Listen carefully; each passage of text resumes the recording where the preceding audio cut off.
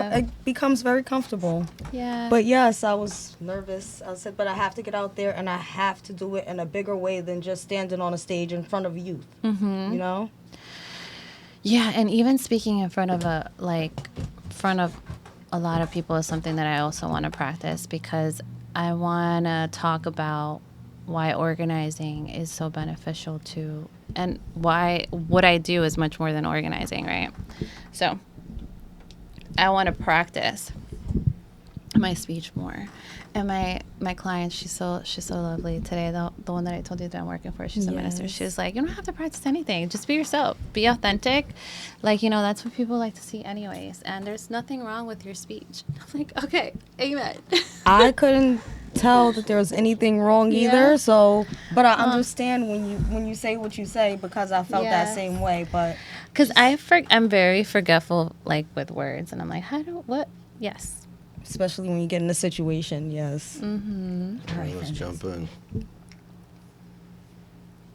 Talk about it with Franjez. Today we have two special guests. The founder of Mindful Spaces, Maria Mendoza, and returning guest, which today will be a guest co-host, Maddie Cheatham. Hello, guys. How's everyone doing? Hello. Very good, very good. How you guys doing today? Good. How are you doing? Very well. Good, I'm very glad. Well, very well. All right, let's start off from the beginning. Where were you born? Where was I born? I was born in New Rochelle, born and raised in New Rochelle. I am 35. So yeah, most of my life. I only lived 2 years in Florida, but yes, New Rochelle. They never say to ask a lady's age, but you gave it to us. Yeah. I appreciate it. Yeah, because most of my life, yes, it's been a long time in New Rochelle. All right. Tell us a little bit about your childhood. What type of kid were you? What type of kid I was? I was rebellious. No. Yes. I was very outgoing and rebellious, but that's because I'm the oldest of 3 kids. And 2 brothers. So my middle brother, he's 1.5 years younger than I am, and the baby, he's 10 years. So being that I was the oldest, and the only girl, I was rebellious. How so, though? I can't see it. You seem like a calm, nice person. Yeah, but rebellious in what sense? You didn't listen to your parents? Yeah, because my parents always wanted me home, and I didn't want to be home. Nice. And my dad were born. They were born in Mexico, very old-fashioned Mexican tradition type of father, very macho. So I was like, I'm not going to stay home and wash the dishes. I'm going to go out. Amen. A rebel without a cause until you found one. So I feel that. Yeah. And also maybe because, my dad was, since he was so strict, I think I was like I was looking for the love. I don't know. Who knows? But yeah, maybe that's why. What else were you into? Like when you went outside, what were you doing? Hanging out with friends? Yeah, like childhood memories that I could remember is bicycles. I was always out on the block with my nearby neighbors. And I was more of a tomboy when I was little. Climbing trees? Yes. And I was always like probably one of the few girls playing soccer out of the guys, out of whatever.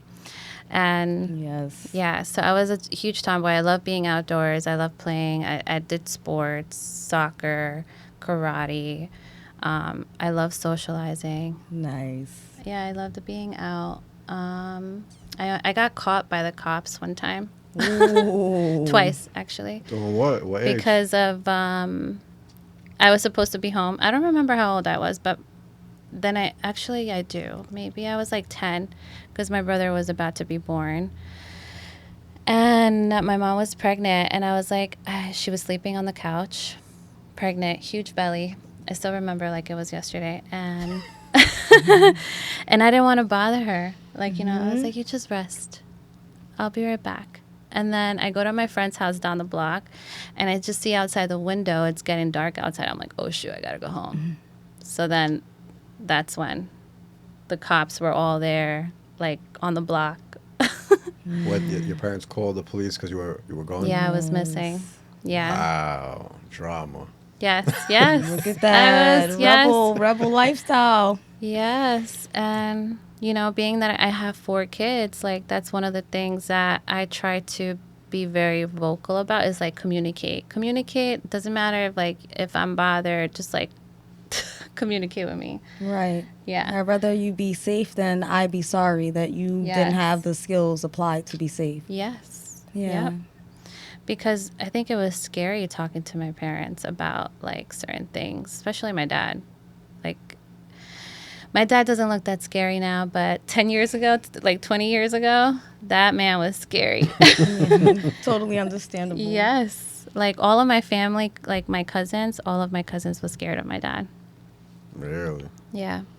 And what about junior high school years? How was that? Junior year, well, that's when I went to Florida. Why that move? My parents wanted to buy a 1-family home. Oh, nice.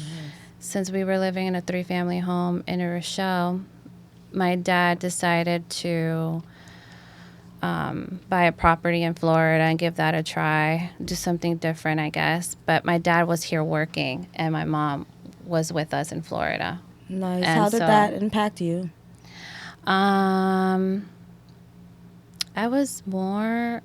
I think I was more rebellious than any other time, probably, because I didn't have my dad with me. So I was like, Real freedom. I'm free. Yes. Yes. But yeah, that was 8th grade to 9th grade. Then I came back high school, and then high school. Yeah, that's a whole long story. Let's get into it. Yes. I was in high school. I had, the high school sweetheart. That was a terrible breakup. And then I remember, just I got closer with my dad around that time. And then I wanted something completely different because this guy was Mexican, right? And so I was like, if the next guy comes around, like, he cannot be Mexican. So then the father of my kids, that's when I met the father of my first 2 kids. He's Costa Rican. This is still high school? This is high school. Okay. Yeah, towards the end. And yeah, I graduated high school and he went to my prom, this Costa Rican guy. And then I was like, that was a very toxic relationship. I was with him for 10 years on and off. Wow. Yeah. But that's a little bit about my childhood. Get it away from It's me. getting deep. Oh, this is what we're doing. Yes. Because where you are now is a result of everything you've been through. Yes. That's why we start from birth, where you're born, because Yeah. everything's an influence. Where you're Yes. born, even the language that's around you, the music that's around you, the music Yeah. and the language in the house. Yeah. And that's one thing that I've been learning. You really have to get down to the nitty-gritty. Like, you really have to, and also embrace it too. Like, that's not, like, that's a part of me, but that's not who I am anymore. Absolutely. Yes. You know? Yes. It just made you who you are, but that's not Right. you anymore. Exactly. And after high school was college or anything? And so, yes, I went to WCC for fashion merchandising. Fashion merchandising. What is that? Nice. I didn't know what I wanted to do exactly at the time because, this was straight out of high school, but I just wanted to be in retail since I was already in retail. I was like, maybe. What does, I'm asking because I really don't know. What does retail look like if you're going to college? Like, what is the degree and what's the job in retail? Is it management or owning? Yeah, that's what I thought. That's what I thought I was going to do. I thought I was going to go into, like, management for, like, some type of, I didn't know what I wanted to do with it exactly, but I thought maybe managing. Okay. Since I was already in retail, because I did a lot of, like, I did Aldo's, I went Abercrombie and Fitch, Ooh, the good stores. Home Goods, Nice. Marshalls, yeah, and that's honestly where I got, like, my love for clothing and organizing. And as far as like closets, I became so good at it. And they recognized it to the managers because you have to, when it closes, like when when the store closes, like the whole store is a mess, right? Yeah. You have to like fold and get it ready for the next day. Or there's holidays, like Christmas, the holidays. I can't even imagine. I had Shopping to do during Christmas time sucks, so I can't even imagine Yeah. cleaning after everybody's done. Online Yes. for me, always. I try not to go into the stores.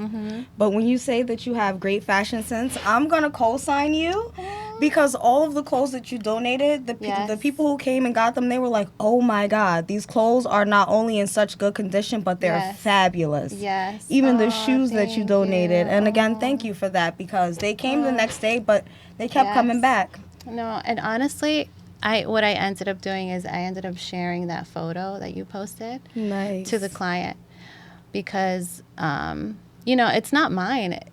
It's theirs. It's the client's. And, but I guess it's me dropping it off and me Yes. deciding where it needs to go, where it should go. Yes. But yeah, that's where like my love for fashion started. But then I was lost. Still in college years or I after left. you left?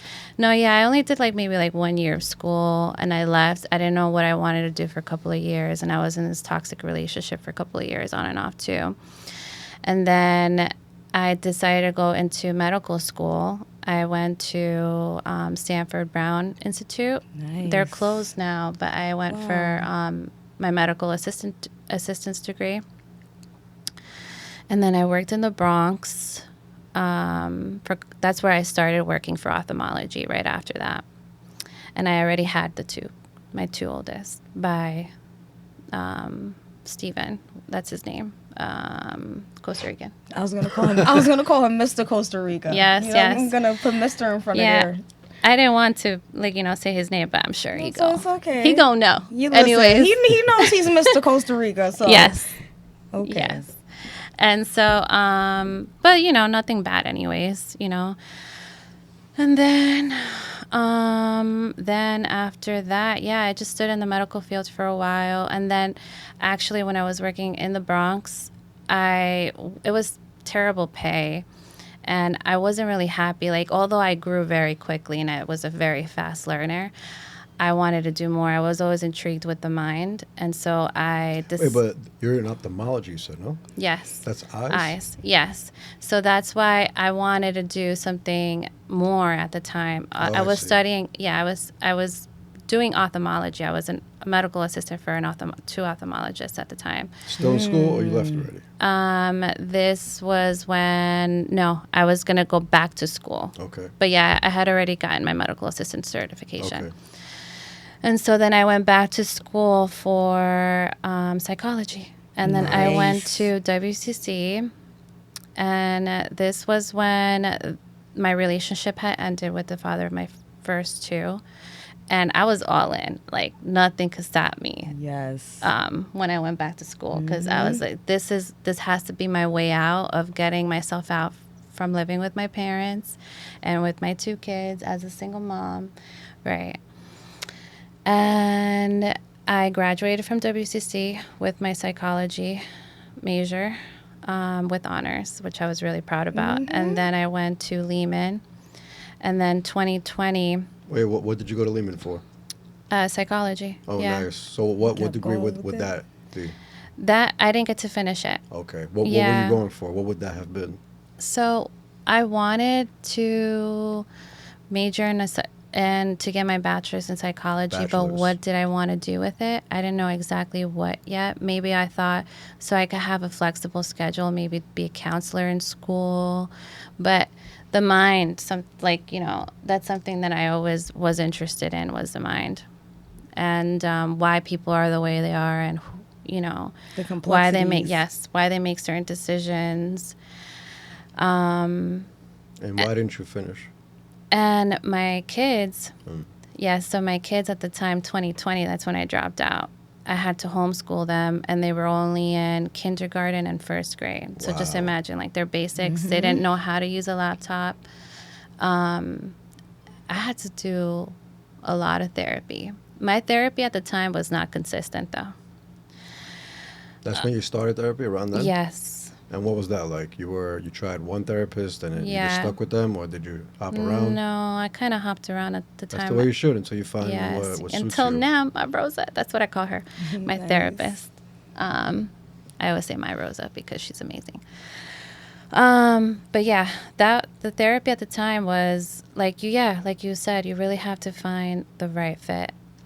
You know, although I liked my therapist at the time, but what's crazy is that it went into virtual because of the COVID times. And so that wasn't really doing much for me. I really needed the in-person with her. And I liked that she was like Spanish. She was a little bit older, like around my mom's age too. Yes. So she understands the culture. Felt Right. familiar, yeah. Yes. And then after that, my mom was pressuring me. She said I had to prepare myself because my parents were planning on retiring And moving out of New and York? moving out of, yes, they wanted to move to Mexico. Nice. What part? They're from Michoacan. Go back there? Yes, Nice. Michoacan and Jalisco. And so I was like, all right, so this is it. Like, I have to leave school and I have to go back into the medical field. And then I started working for eyes again, but this time it was retinal. Retinal is the back of your eye. It's a specialty for your eyes. Isn't that like really connected to your brain? Yeah, so that's connected to the back of your eye. That's the back of your eye where it scans everything from the front of the images, right? Wow. And it sends the signals to the back of the brain. So essentially, you started working with the mind, but Right. not in the capacity you wanted to at that point. Yes. Nice. Yes. Because, I mean, although, like, I enjoyed, because of the mind is medical, right? Yes. It's still very related. Mm-hmm. But then, what was I going to say? So, yeah, in retinal, there's a lot of elderly patients. Most patients are, like, coming from nursery homes, and that job was very difficult, like, to deal with so many emotions. And it's like therapy. You really have to be very passionate, very empathetic, very patient with elderly patients, you know, because most of them come in wheelchairs or they're in walkers, and especially for people who are struggling, who are losing their That was sight. the first thought in my mind when you said that. The people who are Yes. losing their sight, they have to Right. be feeling a sense of hysteria Yes. about that, you know? Yeah, and I've had to break the news for certain people. Like, I'm never gonna forget this one patient, who, she was very young, and I had to tell her that she had a disease that's not curable My for God. her eyes. So yeah, that's where I was then. And Do you have any tips for someone to take care of their eyes or retina? Is there anything to prevent any of the illnesses or wear and tear? So yeah, usually the doctors always advised multivitamins, vitamins, eating healthier, exercise, not smoking or drinking, because all of that really, especially more the smoking. Really? Yeah, Is it But it's cigarettes or is it amazing. just inhaling physical smoke? they just said smoking in general. Okay. Yeah. But yeah, I learned a lot in the medical field. I It's bet. something that I still carry with me. Like, I miss the staff too, and I miss the pace, because you could see up to 100 patients a day. Nice. But yeah, and then I got pregnant with the baby. Oh wait, I forgot Hugo all in this. Hey, shout out to Don't Hugo. forget Yes. Hugo. Yeah.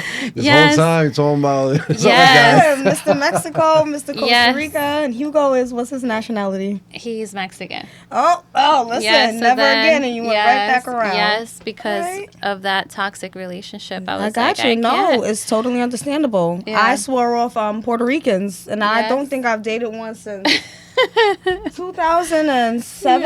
Yes. So, yeah, there's that. Did you, just give you a little break? I know we've been Yes. hitting you with questions. Thank you. Thank you. Therapy. Do you have any experience with therapists? No. I would say the shirt that you're wearing actually is already one of the know. first. Yes, You already one know. paso. Shout out to Maria. Oh, Shout out to yes. Navi the Prophet. Shout out to all of you guys and Strategic gals. reward today. One of the Smart. first organizations whose events that I've gone to, they have coffees and conversations where I actually was able to release trauma, and that it dawned on me to create She Manifests Her Destiny, which I first stood in front of a group full of women, and I spoke about my trauma and how I overcame my trauma, and that is with God. I'll always tell people everything with God, God first. Amen. But yes, that's as far as therapy. I therapy myself and other people I come in contact, like you, Franjez. You are a form of therapy for people, and I don't think that you know that. Yes. I know it, but I didn't know you're the first person to actually say it. Yes, after coming on your podcast, that's no, great. and this is what I've been dying to tell you this actually. Let's go. After coming on your podcast, you actually gave me the courage to then go on and further speak up for myself and further, progress on my goals and my dreams and not continue to listen to the things that people were saying. Because truth be told, if I was supposed to think their thoughts, they would be thoughts that God gave me, From you, I went on to discover mindset matters so much more than the outside world and anything else that anybody can think. And that as long as you continue to go on and still use your voice, you'll still be able to find yourself and dig yourself out of that deep, dark hole. And so when you said that you needed to educate yourself, that's one thing my late mom impressed on me, is that education is your way up and out of anything that's plaguing you and holding you back. So when you said that, it rings true for me as well. So education has also been a form of therapy for me. So Yes, that's great. what's your form of education now? You read books, or you're actually taking classes or anything? Absolutely love books. You gave a bunch of great self-help books, actually, Yes. but I love self-help books. I do a ton of classes. I take programs, and I am avidly studying divinity and metaphysics all the time, as I'm a doctor in that. But it brings me closer to God and the understanding of people in such a way that I am not here to judge anybody for any discretion, whether it was against myself or other people.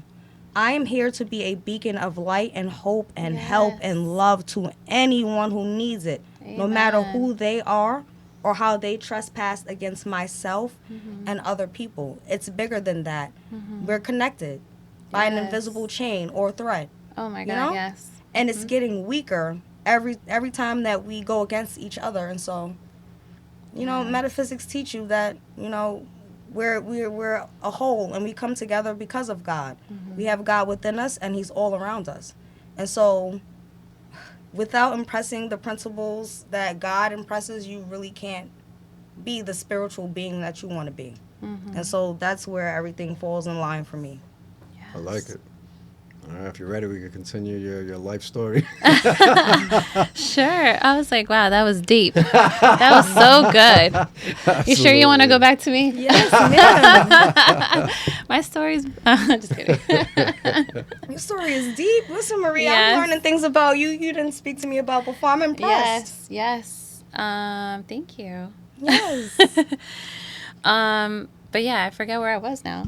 Where was I? You met the man of your dreams. Oh, Yes. yes. Well, actually, Hugo, he was a friend of mine since middle school. Nice. And then we reconnected several times. Like, he was part of my close group of friends in high school. And then, again, I saw him. We reconnected when I was in this toxic relationship. I was still with him. And my high school sweetheart's family invited me over to go to church with them. Nice. And at the time, he was fully devoted to God. And I found that attractive. But then I kind of just let him be, and I moved on with my life. And then we reconnected with the same family. And then we started dating. Yeah. That was alignment for real and yes, God. yes. Yes, because we were also like very lost with I'll speak for myself, but I also had lost, I don't know if faith is a word or trust. I would say trust, because I started questioning a lot once I started going to school in college. No way. Questioning what? Like my religion, what is, like, who is God? And what is really true out there? Like, I was questioning a lot because when I had this class, it was a religion class. They talked about like where religion started from, and they talked about all the religions after, the Jewish religion, Christian, and then blah, blah, blah. So it makes you wonder, like, what is really true, What was your conclusion? And so at the time, I thought it was more spiritual, like God is within me, if there is a God. And then I also was into like Buddhism. That's a good one. Yeah, like more into spiritual religion. That's the real stuff. Yes. Because looking outward for stuff is not real. And that's what some religions teach, where it's outward. Yes. Praise this, believe that, talk to this, but it's really inside. I feel like every other religion is like that except for Buddhism, and that's what led me to that. Yeah. So where are you today with it? So today, I am all about Jesus Christ. I am. So what made you believe backwards? Because if you're slowly seeing everything as the big picture, why would you hone in on one again? Because the Bible is only, like, there's a lot of, testimonies that it's true. Like, there's a lot of things that. Well, what's true? The people in the story? Yes. Yes. And not just that, but I feel like God has really put me into certain things in my life. Like, I started going back to church. I started meeting certain people that were all like, it was, I can't just neglect it, especially after what happened, like my story with my business. So for everyone who doesn't know, I am a professional organizer. My business is called Mindful Spaces. 27 minutes in, now we're getting to the juice. Yes. Yeah. Yes. And so that started a year ago. Perfect. Yes. Let's do it. That's How'd that begin? What was the initial idea to create this? So after my pregnancy with the baby. Okay. Yeah. You were helping yourself first? Is that how it started? Yes. I needed a professional organizer because we were moving all of our stuff in. We blended our family. How many kids is that total? We have 4 kids. Nice. God bless. Yes. Thank you. And so, yeah, it was very chaotic and I needed the support. And I'm like, and Hugo was like, just get a cleaning lady. I'm like, it's not the cleaning. It's just like, there's things that don't belong where they belong. And I'm like, I am going crazy in this house because everyone's just throwing stuff and just piling things up. And at the time I was still going through the postpartum, right? So I just decided to do it myself because I didn't like the customer service from the person that I had reached out. I was like, I could just do this myself, and it's really expensive. And so I did. And my oldest also has ADHD. She was diagnosed 2020. So I've had to find solutions that work for everyone because everyone functions differently. Everyone's Absolutely. mind is wired so differently. So what works for me is not going to work for my daughter. Absolutely. And, and what works for Hugo is not going to work for me. No. Yep. And so I really had to kind of like play with it, just play with solutions. And so, yeah, that's what inspired me to do my own business. And what came next? You did it for yourself. You realized you can do something that you're about to outsource. You can do it yourself. And that was the light bulb to do it to help people? Yes. And then that was my starting point. I was like, and Hugo, being that he is a business owner and he had just opened up the Gentleman's Lab around the time too, he was like, just do it. Like, he was encouraging me. And my mom was a hairstylist. She had her own business. She was like, just do it. And I'm like, all right. So I'll, and so I did, but it was very slow. I picked up at the beginning and then it got very slow. But the thing is that you really have to like pour it love, just how you put love into yourself, and like you have to work on yourself daily. You have to put work into the business, because if not, it's gonna collapse. Absolutely. And so I didn't know who I was at the time. I had like, I was also still sort of like insecure, figuring myself out. And I've had to do a lot of therapy, and I started therapy around that time. Okay. And that's my Rosa. That's her name. Nice. Thank God for Rosa. Hell yes. She will put me in my place. She will say, like I told you guys she'll be like, hold that there. If you're not gonna change, or if you're not gonna work on these techniques, you're gonna suffer the consequences. Right. That's basically how she says it. But I've learned a lot through therapy. I've learned, I was a people pleaser. It's like I had no boundaries. I've learned how to set boundaries. I've learned she held me accountable, and also be accountable for the stuff when things happen day to day, because it's really up to you. 100%. Did you learn about minimalism in your search to do stuff? I just kind of, although that is, to be honest with you, I feel like that word is kind of scary for some people. Yeah. You could reword it to not scare people, but it is what it is. Yeah, but it is what it is. Because when I've studied minimalism, and I use it in my life and in my writing and in my teachings, and it's a way of decluttering your physical world and your mental world, because you mentally have that memory of where everything is. Yes. So if you clear it out of your house or your office or your job or wherever the case, even your car, it's out of your mind. So you're decluttering your mind as well. And and when I was studying it, the way to do it is combine everything that's the same. So like all of let's say it's the kitchen, all the forks, all the pots, categories, put them all together. Categorize. Then you have everything separately. Amen. Now you know That's how I do it. Now you know how many pots you have, how many forks you have. Maybe you might not need more. Yes. Maybe you do need more. Yes. And it's with everything, with the clothes and the bathroom. And then you could use that throughout every room, and even, the 3 rooms of the mind. Yes. Yes. Amen. Yes. Yes. Decluttering. Yeah. And that's how I do it with organizing.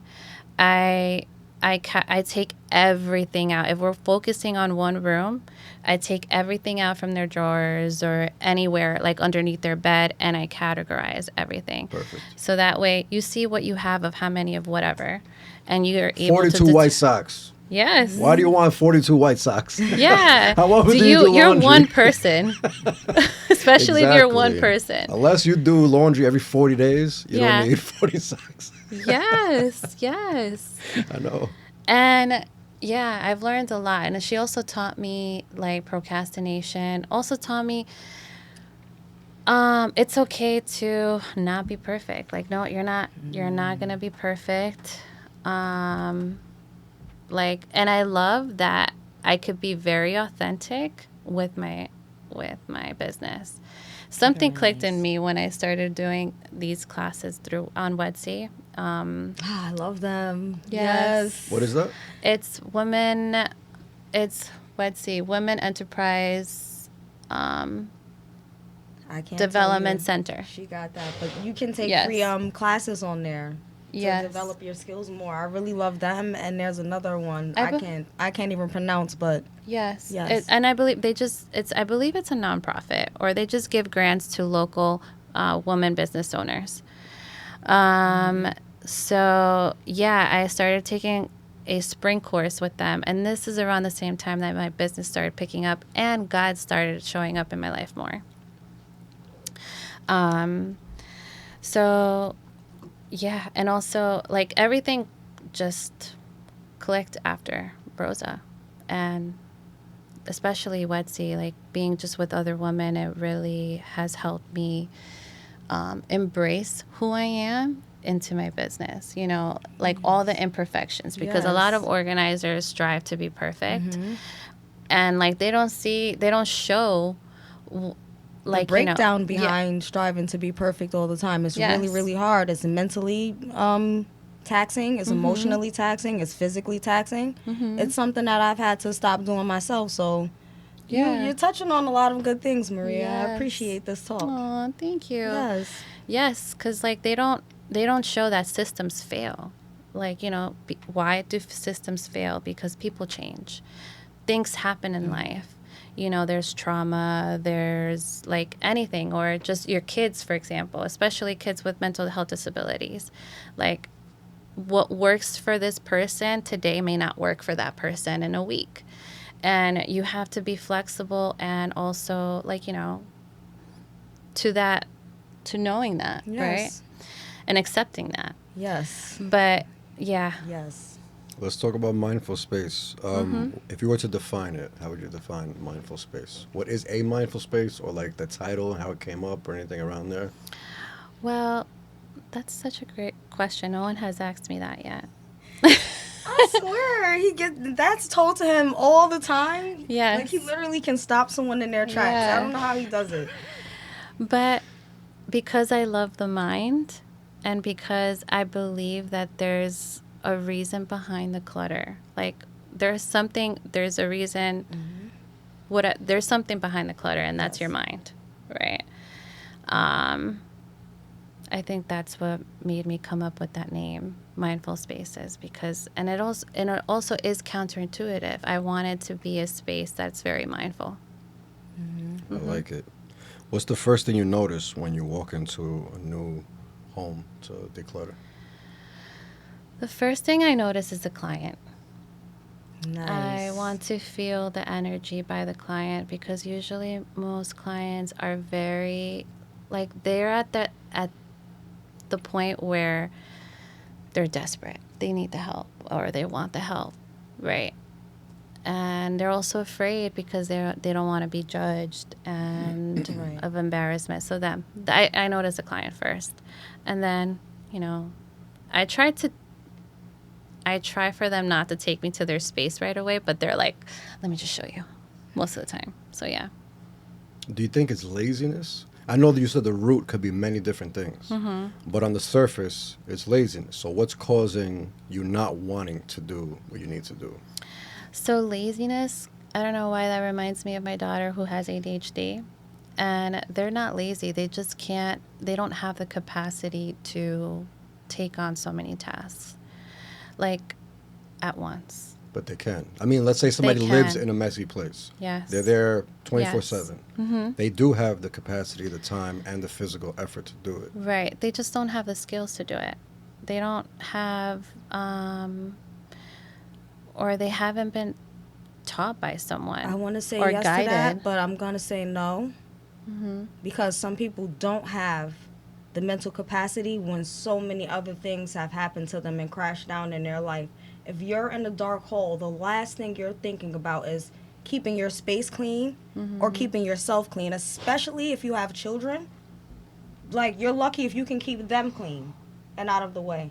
Some people are really suffering mentally to the point where some of them never even come back. Some of them don't have people like us who are sitting here speaking of things like this. Exactly. They don't have the resources. Some people are really heavily affected by sexual molestation, by so many things. Some people are not loved enough in their childhood to be able to come back from that. It's okay. To be able to come back from that.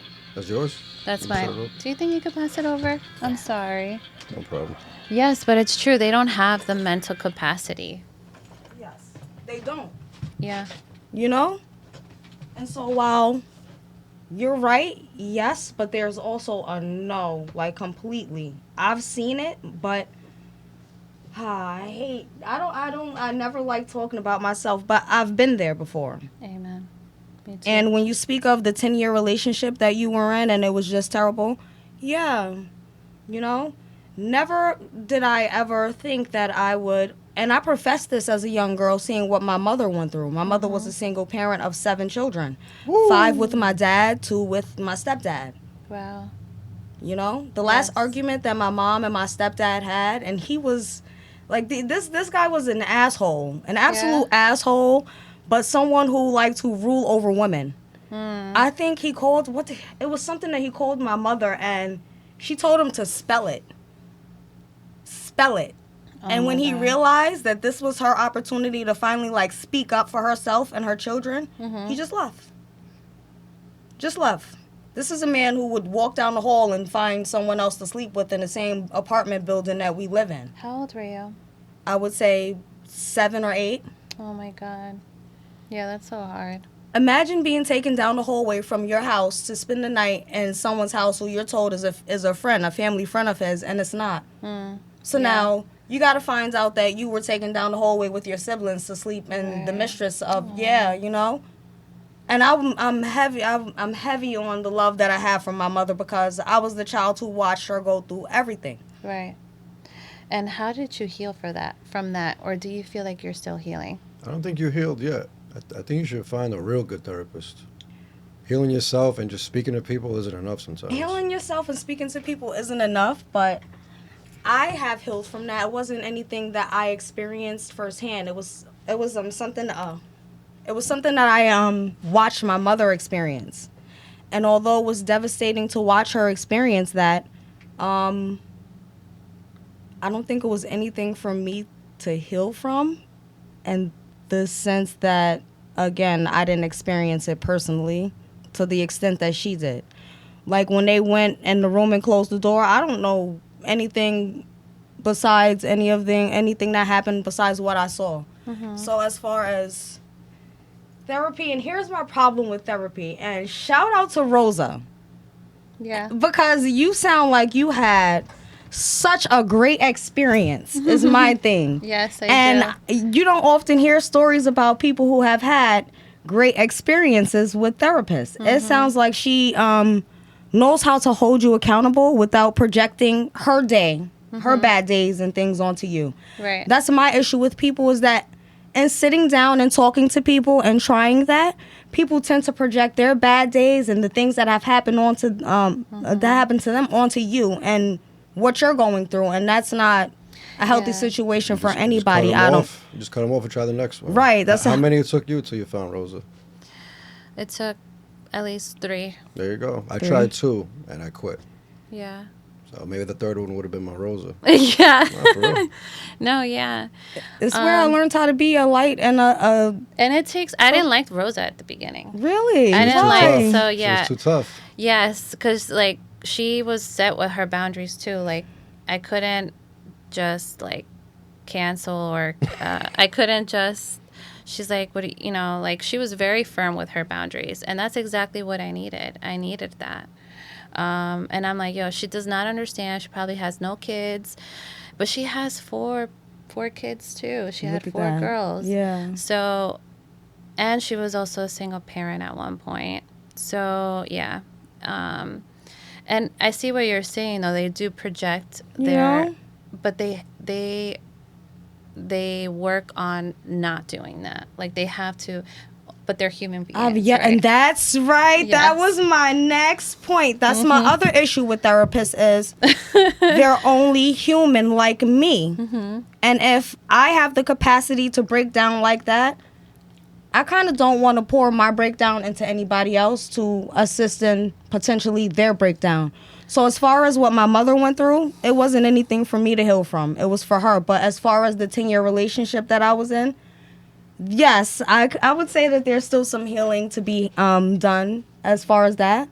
I think it's a forever journey. Yeah. Because my therapist still, like, old habits are hard to break. 100%. You know, 90% of human behavior is learned behavior. exactly. So, yeah, it's hard because especially, and I think it's so important to be surrounded by the right people in your healing journey because you could easily, like, you can crack. You can make a bad decision and that will determine, like, you know, like what you said, the domino effect, right? So, yeah, it's a forever journey. Like, there's a lot of things that I'm still trying to break from and still learning how to, which I've got, like, I'm such in a better place than I was a year ago thank God and thank Rosa. Thank Rosa. Rosa and God. Yes. Rosa Yeah. probably has a therapist, right? Yes, she does. There you go. Everybody needs it. Everybody could use one. And it's the skills, and it's also acknowledging things that you don't know about yourself. Like, there's a lot of things that I didn't know about me. Like, for example, I love to have the last word because I didn't have a say or a word in my own family as a child, right?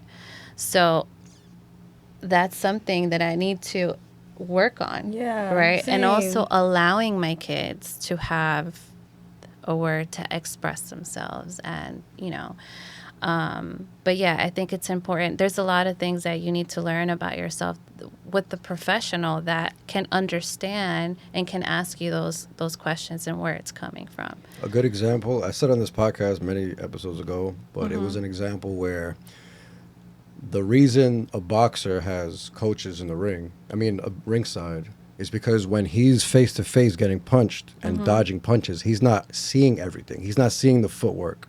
He's not understanding everything that's coming to him. That's why he's getting hit. But the coach from far away, zoomed out, can see the Right. big picture. So when he Right. comes back, he says, every time he hits with the left hook, it's because, well, look for his left elbow coming up a little bit. We're seeing every time the left elbow comes up, the left hook follows it. Now he can go back in there more prepared. So that's what a Perspectives. therapist is. Amen. Right, And every time perspectives. anything has happened to me and I've had to have a sit out, guess who my therapist was? God. Talk about I it. talk to God all the time, and that I feel, and I understand you guys' point. I'm not against it. God has been there for me every single time I've needed anybody else. He'll always be there. He will Yes. always be the only therapist I ever trust, because not only does he Come on. intently That's listen. extreme. You're He, cutting listen, everybody listen. off. God is in Now- every other human also. So Exactly. so you Which need is to why speak with I humans. still. I'm speaking with you. Which is why you need I'm a speaking therapist. with Maria. I'm no Yes. therapist. But you Yes. are, because God is within you, and the gym's uneducated Time's out. therapist. You don't have to be an I'm a educated therapist. spiritual therapist. And that's what I need. I don't need an educated therapist. I need a spiritual therapist. Okay. Amen. So right, like I'm not.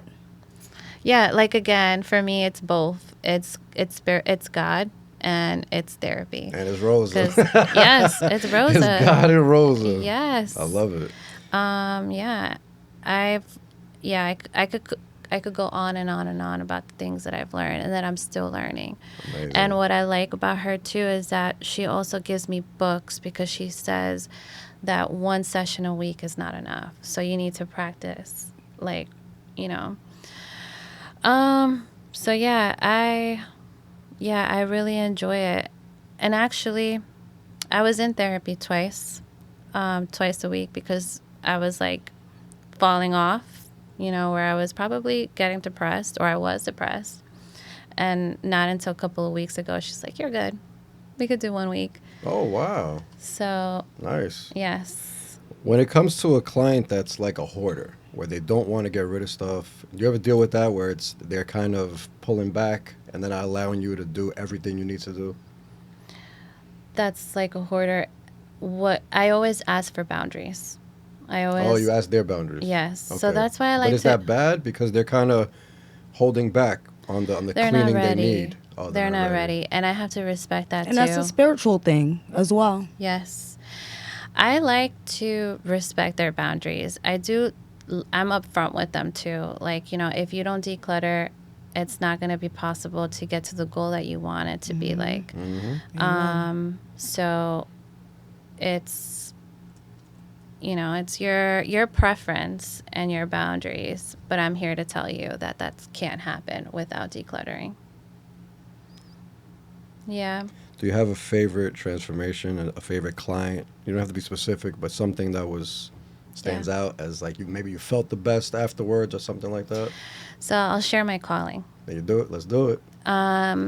So a couple of months ago, this is around the time that I started WEDC classes. I went to go see a client for a consultation. She found me on Thumbtack. What's Thumbtack? Thumbtack is like Yelp, where they could hire. Like if you're looking for a service for like moving, Events, all cleaning, types of anything. things, Nice. Yeah, you Nice. could find them. And so she found me on Thumbtack. I scheduled a consultation, and I go to her building, and this is in the Bronx, couple blocks from where I used to live with the father of my first 2 kids, right? So there's that. I'm like, oh my God, I'm getting all of these emotions already because I haven't been here in a while. And then I call her, and it looks like she sort of forgot that we had the meeting set up, the consultation. But when I go to her door, she has a door open, and just envision like an elderly white lady. I would say like my mom's age. She's wearing this white t-shirt, probably no bra underneath. And she's like, and her hair is not brushed. Like she doesn't, yeah. And so I walk in her place first, like, I say hi, I greet her, like, but I could feel the energy. It's like low. It's a mental health issue. Yes. And then I see an aide in the house, and I also see clutter everywhere, like a hoarder home. But this is worse. This was not like, have you ever seen Hoarder, a Hoarder show? Mm-hmm. I feel like they're more alive, like the clients, like, who, but she was not all there. Because, she, like, you could tell when I was making eye contact with her that she was probably on drugs. Probably from the medication that she's taking because of her aid. I don't know, but definitely a health condition because there was an aid there. Yeah. And she had looked like no support maybe. I don't know how, I was like, I don't know how she was able to find me on Thumbtack. So that was my first thought. And then I also thought, how's she going to afford me? It's probably the aide that called her, you think? I don't think so because, so listen, I asked her, I'm like, where can we sit down? And the aide is sitting down in the only place that we need to sit down and have a conversation. So that bothered me. She took me to her bedroom where it smells like urine and clutter everywhere. So, yeah. I left that place crying. Yeah. I left and this is when I had just started coming back into work after the slow period. I felt like that was God. Like, what is God trying to tell me? Because this is much more than organizing. This is support. Like, how can I support people who really need this? Like, and I felt like I had to do it for free. I told my therapist about it. My therapist was like, it doesn't seem like it's safe because if she was the one in charge of like reaching out, she could also turn on you. But then I was like, I need to have backup. Like I need to have someone with me to take care of that job. And so I ended up calling her a couple of weeks ago because she still carries like that story, that experience still carries with me because it has really, it's for him. It feels like it's God for me, because I never seen anything like that in my life. But yeah, that's her. You still have that client? And so when I called her, I told her, I was like, what is it that you can afford? When I called her a couple of weeks ago, I'm like, talk to your therapist, ask your therapist to call me to see if I could help you, if we could work something out. And I'm like, what is it that you can afford? And she's like, $100 an hour. And I'm like, what? I was offering you $60 an hour. And that's, again, that's how you know she's not all there, right? But yeah, I'm working on it because what I need is a team. I need a team, and I need would someone. volunteer to help you do that. Yes. Yes. Oh, thank you. Yes, and I actually found someone else that would like to volunteer with me. That's gonna take at least, I would say, maybe a week. And so I'm gonna shout out Chicks with Broomsticks. You're a cleaning company that I've been in contact with. Here's your opportunity to work with me. So let's help Maria clear that lady space. Oh, yes. Yes. Thank you. Yeah. So that was the experience. That's awesome. Thank you. Let's end strong. You can let the people know where they can find you. Yeah, sure. So, sorry. My name is Maria Mendoza. I'm the owner of Mindful Spaces. You can reach me on my Instagram, Mindful Spaces NY, or you could give me a call at 914-484-0366. Amazing. Very nice. Want to plug Your million IGs. Listen, I have way too many IGs to plug in, guys. But what I will say is I want to end it on a note saying that therapy is necessary. It is very important for you to take care of your brain, but it's much more important for you to find a safe space, meaning a person, a place, and just, find yourself again. Find out who you are and do it on purpose so that nobody can ever tell you who you are ever again. And so thank you again, Francisco, for having me. And Maria, I absolutely love you. Thank you you are guys. extremely extraordinary. Oh, thank and you too. what you are doing is going to change the world. Yes. Yes. Thank you. I hope Yes. so. That's the plan.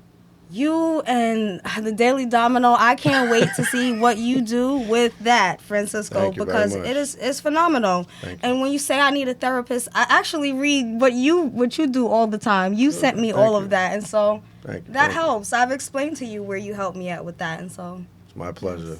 Thank you guys again. God's yes, God's plan, God's That's work. it. Yes. Amen. You mentioned Rosa. She gave you so much advice and good gems. Just leave us with one really good one. Yes. Anything that the viewers can really take. My mantra. Let's do it. You are enough. Yes. Well, I am enough. I do enough. I have enough. So you have to constantly affirm that. Say it.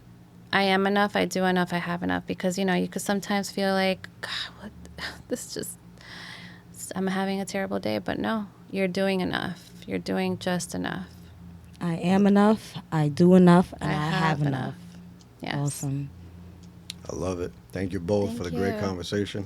Thank you. Thank This was you. fun. My pleasure. And thank you to everybody that watched. Peace and love.